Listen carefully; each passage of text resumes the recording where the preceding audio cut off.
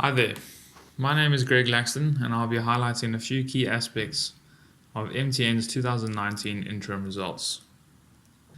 MTN has a weight of 4.17% in the CAPS index and we have a neutral recommendation. We arrived at this by looking at the following.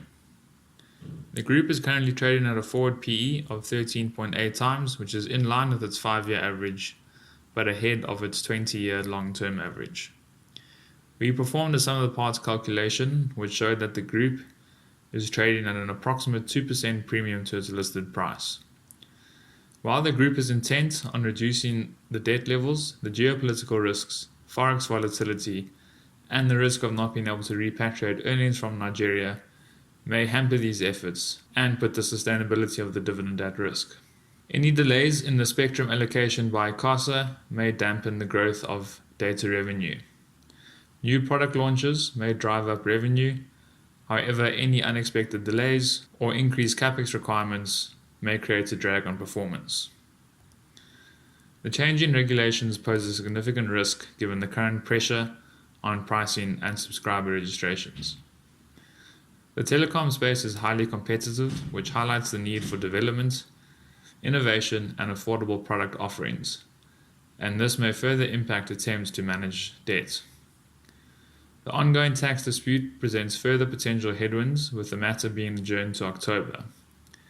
The recent xenophobic attacks in South Africa may impact MTN Nigeria, as there are threats to boycott South African businesses operating in Nigeria. The adoption of IFRS 16 led to the recognition of 45 billion rand in right-of-use assets and 45 billion rand in lease liabilities, and this was the primary reason for the increase in debt levels.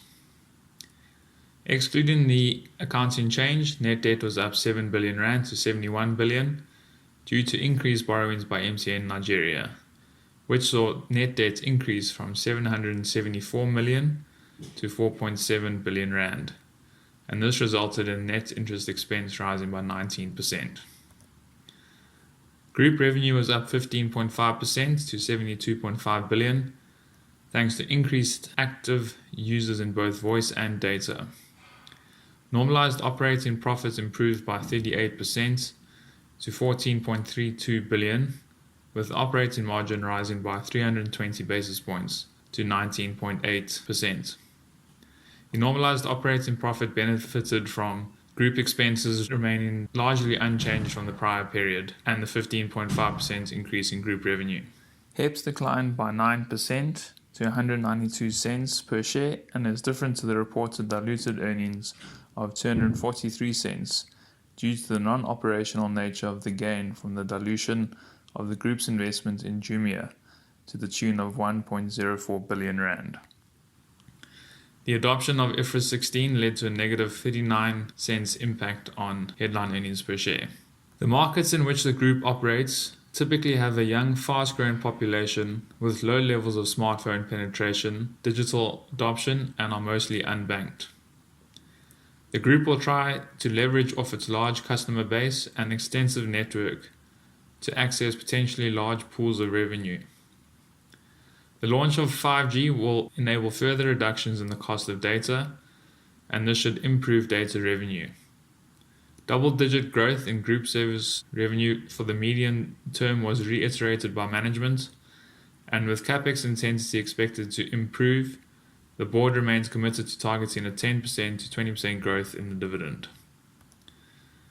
The group has typically been resilient during economic recessions, with the most notable declines coincided with increased group debt levels. Before I end off, if you would like to trade, then please contact our trading desk. Investors are reminded that they can refer to our online trading platform, which contains a more in-depth analysis on MTN's 2019 interim results. For more information on how to interpret a trade idea, visit the events section on psg.co.za to access previous trade ideas and how to understand the method of analysis we use.